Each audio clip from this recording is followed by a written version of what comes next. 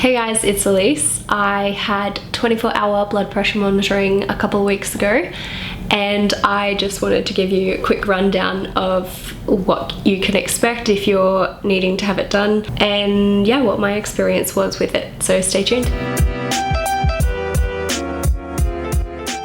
So when my doctor wanted me to get 24-hour blood pressure monitoring just to check things out, he wrote me up a referral to a clinic called Heartscope, and on the physical piece of paper there was like all the different locations that Heartscope have of their clinics. So I just chose the nearest one to me and booked in their earliest availability. So you need to make 2 appointments, one to have the cuff fitted, and then the next day around the same time as the first appointment to return the cuff. So I made my appointment Friday 11 AM I believe it was. That's just when they had available, and the next day my appointment was about 12. On the Friday I went there, I showered beforehand. That's advised because when the cuff is on, they say that like you can't remove it to like shower and stuff, but I'll get to that in a sec. Yeah, so I had the cuff fitted.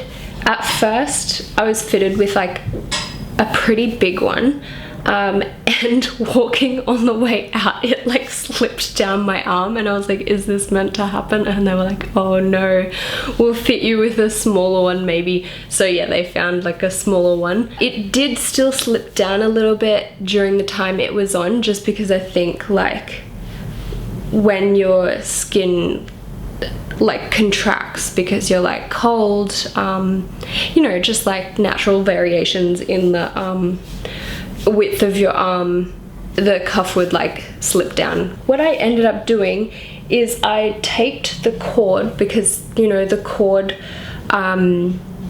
is how it inflates. It pumps air through the cord to inflate the cuff.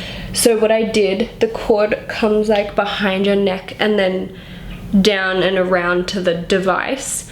So what I did is I taped the cord there just so it like didn't just so the whole cuff like didn't like keep slipping down, because I found that a bit annoying when I was moving around. So that's something you could do. When I was there, they tested it out, just did a manual reading, and then they pretty much sent me on my way.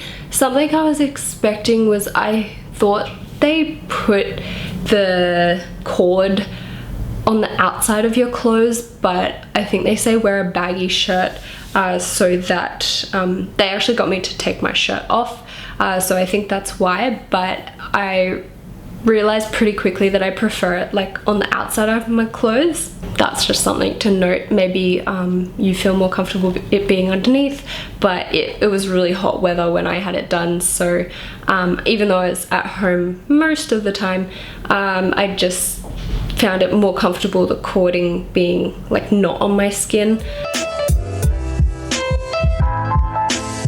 What else? Oh, because it was super hot weather, oh yeah, like there was no way I was not having a shower in 24 hours. I needed a shower when I got home, but I realized pretty quickly the readings are every 30 minutes.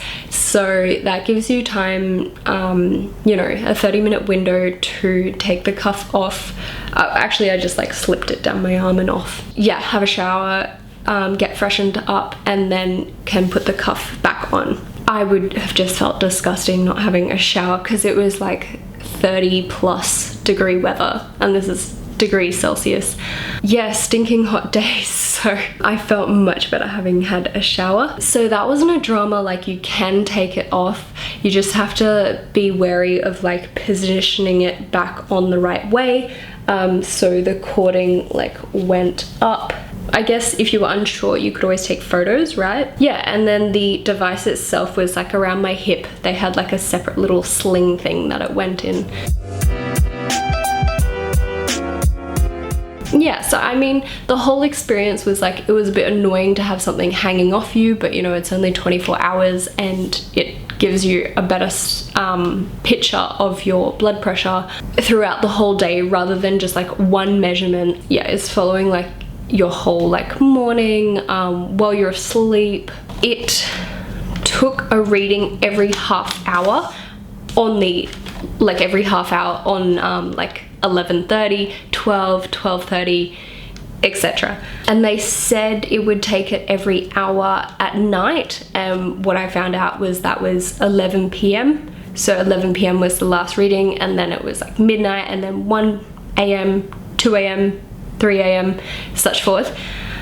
And I actually thought I would wake up like, you know, every hour when it inflated, but I actually didn't. I slept through, so that was a pleasant surprise. Yeah, so I actually got an okay sleep, and then just randomly from 5 a.m, then it took readings every 15 minutes, and maybe that's just to like get more readings in, I'm not really sure.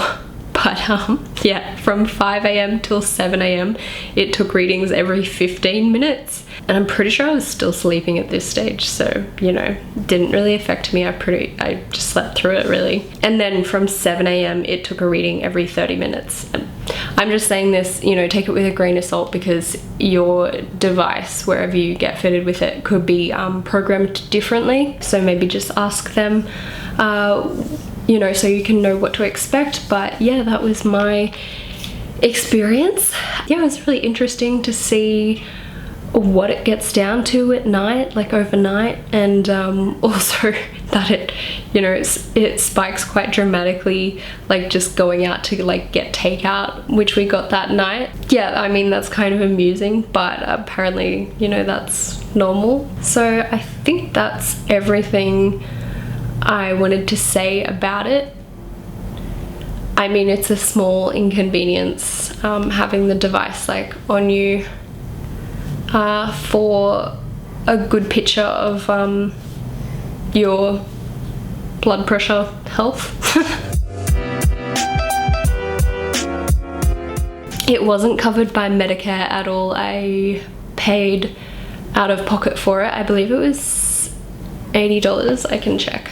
Yes, $80 it was. I think they said it would be a $50 deposit for the, like, which you get back for the safe return of the device. But yeah, they actually didn't, like, I didn't pay for that. They didn't like charge my card or anything like that.